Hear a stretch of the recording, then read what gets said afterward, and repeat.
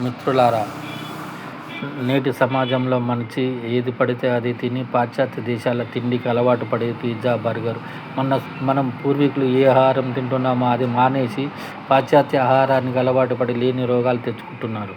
కానీ మనిషి సైన్స్ అంటాడు, శాస్త్రం అంటాడు, అన్నీ చదువుతాడు, అన్ని వేదాలు వల్లిస్తాడు, అన్ని మంచి చెడు గ్రహిస్తాడు, మోసం ద్వేషం అన్నీ గ్రహించినా కూడా మనిషి ఏది పడితే అది తిని విపరీతమైన రోగాలకు గురై హాస్పిటల్లో పాలవుతున్నాడు. జీవన ఆయుష్ పరిమాణం తగ్గించుకుంటున్నాడు. అదే జంతువులు, సింహం గడ్డి మేయదు, ఏనుగు మాంసం తినదు. కానీ ఆ జంతువులు మాత్రం ఏది తినాలో అది తింటుంది.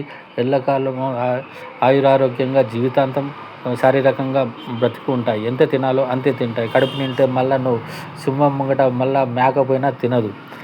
ఆ మనిషి మాత్రం ఏది కనిపిస్తే అది రోడ్డు పైన కానీ ఏదైనా ఎక్కడైనా ఏది కనిపిస్తే అది తింటాడు. విపరీతమైన రోగాలకు గురి అవుతాడు. లేని మందులు తిని ఆసుపత్రి పాలై జీవిత కాలాన్ని తగ్గించుకుంటాడు. అలా చేయకుండా మితంగా తిని జీవితంగా ఆరోగ్యంగా ఉండాలని కోరుకుంటున్నాను. జై హింద్.